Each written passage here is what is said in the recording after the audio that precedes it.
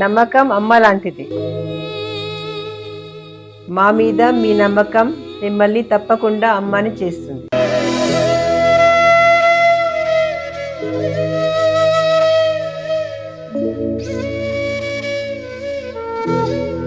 నేడు ఎంతో మంది మా మీద నమ్మకంతో అమ్మాయారు. మీకోసం అమ్మతనం ఎదురు చూస్తుంది. వివరాలకు సంప్రదించండి కిరణ్ ఇన్ఫర్టిలిటీ సెంటర్, హైదరాబాద్, బెంగళూరు, చెన్నై, ఢిల్లీ. వృషభ లగ్నం కలిగిన వారు రాశిని చూసుకోండి. మీకు అసలు శత్రువులు లేదా రుణము, రోగము, శత్రుత్వము ఈ మూడు కూడా పూర్వజన్మ కర్మ మూలంగా వస్తూ ఉంటుంది. ఈ పూర్వజన్మ కర్మ మూలంగా వచ్చేటువంటి రుణము కానీ, రోగం కానీ, శత్రుత్వాలు కానీ, అందులో ముఖ్యంగా శత్రుత్వాలు. ఎందుకంటే శత్రువు అనే ఇది ఉంటే గనక మనకు నిద్ర పట్టదు. ఏమిటి శత్రుత్వాలు ఎలా పెరుగుతున్నాయంట, ఇవన్నీ కూడా మన పూర్వజన్మ కర్మల వల్ల వస్తాయి. దీన్ని ఎలా తగ్గించుకోవాలి, ఏ దానం ఇవ్వాలి, ఎటువంటి వాటి మూలంగా వస్తాయి, ఏ స్థానం చూసుకోవాలి అనేటువంటి అంశాలు మీరు వీడియో ఎండింగ్ వరకు చూస్తే ఏ దానాలు ఇవ్వాలి ఎవ్రీథింగ్ ఉంటుంది. అయితే ఈ యొక్క విషయాలు చెప్తుంది నేనైనప్పటికీ చెప్పిస్తుంది సాక్షాత్ లలిత అమ్మవారిగా భావిస్తూ, ప్రధానంగా ఇక్కడ ఏంటంటే రుణము, రోగము, శత్రుత్వము వృషభం వారికి ముఖ్యంగా మీరు చూసుకోవాల్సింది. ఇక్కడ శుక్రుడు 6వ అధిపతి అయినా సరే శుక్రుడు ఇక్కడ ఇబ్బందిని ఇవ్వడు. ఇక్కడ గురువు అంటే ఏంటి, మీకు దేని వల్ల వచ్చింది, మీరు ఎవరైనా మంచి చేస్తున్నా సరే వాళ్ళ మంచిని పట్టించుకోకపోవడం వల్ల పూర్వజన్మల్లో, మీరు ఇప్పుడు ఎవరికైనా గైడ్ చేస్తున్నా సరే అన్ని ఇలాగే చెప్తుంటారులే అనేది ఎక్కువగా వస్తుంది. మీరు గమనించండి. కావాలంటే మీరు మంచి చెప్తున్నా చెడైపోతూ ఉంటారు వృషభ లగ్నం వారు. ఎందుకు అంటే గురువుకి అష్టమాధిపత్యం వచ్చింది, లాభాధిపత్యం వచ్చింది, పాపి అవుతున్నాడు అక్కడ. సో ఏంటి, మంచి కోసం చెప్తున్నా సరే ఎలా అయిపోతుంటుంది అంటే, మీరు చూడండి ఎనీ వృషభ లగ్న మీరు చెప్తారు ఇలా చేసుకో, అలా చేసుకో, ఇలా ఉండాలి, అలా ఉండాలి, అబ్బా ఏదో పెద్ద అసలు ఉద్ధరించేసే వాళ్ళు ఉచిత సలహాలు ఇస్తున్నారు అంటుంటారు. ఎందుకు అంటే మీరు పాస్ట్ లైఫ్ లో అలాంటి పని చేశారు. అంటే ఎదుటి వ్యక్తి మీకు ఒక సలహా ఇస్తుంటే దాన్ని పట్టించుకోలేదు. అందుకని ఈ జన్మలో ఇగ్నోరెన్స్ అనేది జరుగుతుంటుంది. లేదా మిమ్మల్ని మిస్గైడ్ చేసేవాళ్ళు ఉంటారు గురువుల రూపంలో, అది కూడా జరుగుతుంది సమ్ టైమ్స్. లేదా కొన్నిసార్లు పూర్వజన్మల్లో మహాభక్తులని మనం తెలియకుండానే కించపరుస్తాం. చేసేవాళ్ళే, పెద్ద పూజ చేసేవాళ్ళే. అప్పుడు ఏమైపోద్ది, అందుకే మనకి ఎప్పుడు శాస్త్రాల్లో ఏం చెప్తుంటారంటే, ఎప్పుడు కూడా దేవతని దేవత పెద్ద పట్టించుకొని దేవత భక్తుడిని అంటే మాత్రం దేవత ఊరుకోదారు. సో దేవత శాపాలు ఉంటాయి సర్వసాధారణంగా వృషభం వారికి. అందుకని మీరు ఏం చేయాలంటే ఇక్కడ శనగలు ఎక్కువగా దానంగా ఇస్తూ ఉండాలి. అలాగే గోవులకి అరటికాయలు తినిపిస్తూ ఉండండి. దక్షిణామూర్తి యొక్క స్తోత్ర పఠనం చేయండి. మెయిన్గా దక్షిణామూర్తి యొక్క స్తోత్ర పఠనం.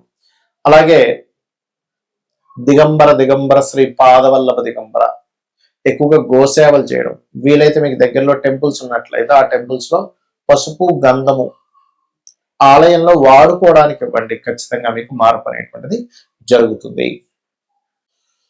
అయితే ఇక్కడ ఏంటంటే ఒక్కొక్క లగ్నానికి కొన్నిసార్లు 6th హౌస్ అయితే, కొన్నిసార్లు 11th హౌస్, కొన్నిసార్లు 2 హౌసెస్ అని చెప్పాను.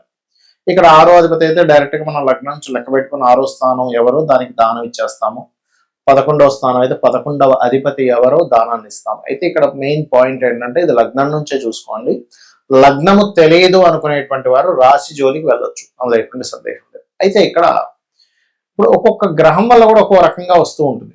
ఇప్పుడు రవి ఉండి పాడయ్యారు అనుకోండి, తండ్రి మూలంగానే రుణము, తండ్రి మూలంగానే అప్పుడు. అదే రవి ఉండి బాగున్నాడు, ఎగ్జాల్టెడ్ హౌస్ అయింది అది. అంటే ఉదాహరణకి ఎలా అంటే ఇప్పుడు వృశ్చిక లగ్నం అయింది అనుకోండి, వృశ్చిక లగ్నానికి 6th హౌస్ లో రవి ఎగ్జాల్టెడ్, పాడవలేదు. అప్పుడేమవుతుంది, ఆయన వల్లనే మీకు బాగుంటుంది కూడా లైఫ్. ఆయన సపోర్ట్ వల్లే బాగుంటుంది. ఇక్కడ ఎంతసేపు రుణము అంటే మనం రుణపడి ఉన్నామా, మనకు రుణపడి ఉన్నారా ఈజ్ మోస్ట్ ఇంపార్టెంట్ థింగ్. ఇలా ఎప్పుడైతే మనకు రుణపడి ఉన్నారు అనేటువంటిది ఎగ్జాల్టెడ్ ప్లానెట్స్ వల్ల వస్తాయి. ఎప్పుడైతే ఇప్పుడు ఎగ్జాంపుల్ అదే శని ఉన్నాడు అనుకోండి, వృశ్చిక లగ్నానికి 6లో శని ఉన్నాడు అనుకోండి, పని వాళ్ళు అంటే వీళ్ళ కింద వర్క్ చేసేటువంటి వర్కర్స్ వల్ల వీళ్ళు ఎక్కువ స్ట్రెస్ అవుతూ ఉంటారు. వాళ్ళ వల్ల ఇలా అవ్వడం, డిస్టర్బెన్సెస్ అవ్వడం, ఇవన్నీ కూడా జరుగుతూ ఉంటాయి అట్లా. అయితే ఇక్కడ ఏంటంటే మెయిన్గా గమనించవలసినటువంటిది, ఇక్కడ ఎప్పుడైతే మీకు రవి ఉండి పాడయ్యాడు అప్పుడు గోధుమలు దానంగా ఇవ్వండి. కేజీ బావు గోధుమలు, రెడ్ కలర్ క్లాత్ ఫస్ట్ అయితే 7 వీక్స్ ఇవ్వండి. వీలైనంత మటుకు సూర్య ఆలయాలకు వెళ్ళండి. తండ్రి యొక్క బ్లెస్సింగ్స్ తీసుకోండి. ఎందుకంటే వాళ్ళతోనే గొడవలు కూడా ఉంటాయి. వాళ్ళతోనే వాళ్ళ మూలంగానే లేదా వాళ్ళ బంధువర్గం మూలంగానే వస్తూ ఉంటారు. అయితే బంధువర్గం మూలంగా రావాలంటే ఎక్కువగా బుధుడు పాడవాలి 6వ స్థానంలో. 6లో కానీ 11లో కానీ బుధుడు పాడైతే అది 11వ స్థానం కూడా పాపైతే, శుభుడైతే కాదు, పాపై పాడైతే గనక ఖచ్చితంగా బంధువర్గాలు అప్పుల వల్లే వస్తుంటాయి. అప్పుడు ఏంటి, పెసలు ఇవ్వండి. ఒకవేళ చంద్రుడు పాడయ్యాడు, 6వ స్థానంలో ఉన్నాడు లేదా 11వ స్థానంలో ఉండి పాడయ్యాడు, అప్పుడు బియ్యము దానంగా ఇవ్వండి. ప్లస్ గోవులకి కాస్త మీరు ముల్లంగి తినిపించండి, ఖచ్చితంగా బాగుంటుంది. అలా కాకుండా కుజుడు పాడయ్యాడు అనుకోండి, కుజుడు ఎక్కడ పాడవుతాడు, కర్కాటకంలో పాడవుతాడు. అంటే కుంభలగ్నం వాళ్ళకి అవుతుంది కుజుడు మెయిన్ గా పాడవడం, లేదా పాపగ్రహాలతో కలిసి ఉంటే అది ఎనీ లగ్న 6th హౌస్ లో కనుక పాపగ్రహాలతో కలిసి ఉన్నాడు కుజుడు, దాన్ని ఆటోమేటిక్ గా పాడైనట్టు అర్థం. ఒక్కొక్కసారి డైరెక్ట్ గా కలవు గ్రహాలు, ఇండైరెక్ట్ గా. ఒక్కొక్కసారి ఎలా అంటే ఇప్పుడు కుంభలగ్నం వారికి సర్వసాధారణంగానే మనకి ఈ చంద్రుడు 6వ అధిపతి అవుతాడు, సో సలిత ఉంటుంది. కానీ సమ్ టైమ్స్ ఆ చంద్రుడు చూడడానికి బాగానే ఉన్నాడు కదా అనిపిస్తుంది, కానీ దృష్టి కూడా ఉంటుంది. అంటే ఇక్కడ మనం కన్సిడర్ చేయాల్సింది ఏంటంటే దృష్టి ఎలా ఉంది, దాని మీద గోచారం యొక్క గ్రహాల యొక్క స్థితి ఎలా ఉంది ఈజ్ మోస్ట్ ఇంపార్టెంట్, గుర్తుపెట్టుకోండి. ఈ రకంగా చూసుకోవాలి. అదేవిధంగా మరొక విషయం ఏంటంటే ఇక్కడ గమనించినట్లయితే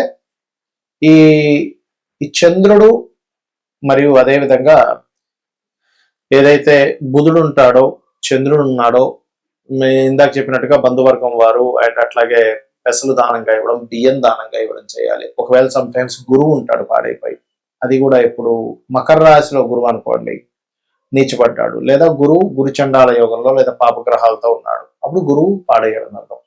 అప్పుడు ఏం చేయాలి అంటే సింపుల్ గా ఏం లేదు. ఇక్కడ మీరు ఏంటంటే ఇలా ఉన్నప్పుడు శనగలు దానంగా ఇవ్వడం, దత్తాత్రేయుడు యొక్క ఆరాధన చేయడం, గోవులకి అరటికాయలు తినిపించడం చేస్తూ ఉన్నాయి. అదేవిధంగా శుక్రుడు అనుకోండి, స్త్రీల ద్వారా వస్తూ ఉంటుంది ఎక్కువగా ఇబ్బంది, శత్రుత్వాలు కానీ సుఖ వ్యాధులు రావడం జరుగుతూ ఉంటుంది. అలాంటప్పుడు బొబ్బర్లు దానంగా ఇవ్వండి. సమ్ టైమ్స్ శని వల్ల వచ్చినప్పుడు మాత్రం ఇది ఎక్కువగా రోగం మీద ఎఫెక్ట్ చూపిస్తుంటుంది. హెల్త్ బాగోలేదు, హెల్త్ వల్ల ఇబ్బంది పడ్డాము, హెల్త్ వల్ల ఎక్కువ స్ట్రెస్ అవుతున్నాము, ఇటువంటివన్నీ కూడా మీరు చూస్తూ ఉంటారు. ఇక రాహు గనకైతే కనబడదు, రీజన్ తెలియదు, రీజన్ అర్థం కాదు, కాబట్టి అట్లా ఉంటుంది. అండ్ అలాగే మరొక విషయం ఏంటంటే ఇక్కడ గమనించినట్లయితే కేతు గనకైతే కూడా, రాహుకేతులు ఇద్దరు కూడా అంటే సస్పీషియస్ గా ఎవరు చేస్తున్నారో అర్థం కాదు, శత్రుత్వం అట్లా ఏర్పడుతుంది. అలాంటప్పుడు మీరు రావి చెట్టు చుట్టూ ప్రదక్షిణాలు చేసుకోవడము, రాహుకేతువుల దగ్గర దీపారాధన చేయడము. ఒకవేళ కేతువు ద్వారానే మీకు ఇబ్బంది వస్తుంది అన్నప్పుడు పర్టికులర్ గా గణపతి ఆలయాలకు వెళ్ళడము, ముఖ్యంగా మనకి కాణిపాకం ఉంది, కాణిపాకం వెళ్ళడం, ఇటువంటివి చేస్తూ ఉండాలి. ఈ రకంగా కనుక మీరు చేస్తున్నట్లయితే ఖచ్చితంగా ఈ శత్రు బాధల నుంచి తప్పించుకోగలుగుతారు.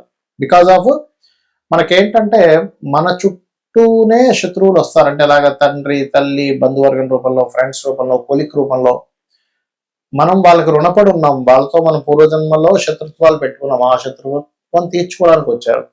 దీన్ని మనం గొడవ పెట్టుకోకూడదు, దాన్ని అర్థం చేసుకొని వీలైనంత మట్టుకు చర్చలతో తగ్గించేసుకోవాలి. అప్పుడే ఈ రెమెడీ చేసుకోవడం ద్వారా మీకు ఈ ప్రాబ్లమ్స్ అనేటువంటివన్నీ కూడా క్లియర్ అవ్వడం జరుగుతుంది, గుర్తుపెట్టుకోండి. సమ్ టైమ్స్ కొంతమందికి దానం ఇవ్వలేని పక్షంలో గోవుకి తినిపించవచ్చు, అయితే నువ్వులు మాత్రం తినిపించొద్దు, నువ్వుల ప్లేస్ లో బెల్లము తినిపించవచ్చు. కొన్నిసార్లు తల్లిదండ్రులు ఇవ్వచ్చు ఈ దానాలు పిల్లల విషయంలో, అంటే పిల్లలకి హెల్త్ ఇష్యూ బాగాలేదు, తల్లిదండ్రులు ఇవ్వచ్చు, పిల్లలకి శత్రుత్వాలు పెరుగుతున్నాయి, తల్లిదండ్రులు ఇవ్వచ్చు. బట్ ఇక్కడ ఏంటంటే దీనికి మంత్రం కూడా ఉంటుంది, ఓం కర్పూర వీటి కామోద సమాకర్ష దిగంతరాయ నమః అని చేసుకోండి. అదేవిధంగా తూర్పు వైపు, ఇంట్లో లైట్ గ్రీన్ కలర్ తూర్పు వైపు వేసి అక్కడ రాముడి యొక్క పట్టాభిషేకం బొమ్మ గనక పెట్టినట్లయితే ఖచ్చితంగా మీకు ఈ శత్రు సంబంధించిన విషయాలని కూడా తగ్గుతాయి. శ్రీమాత్రే నమః.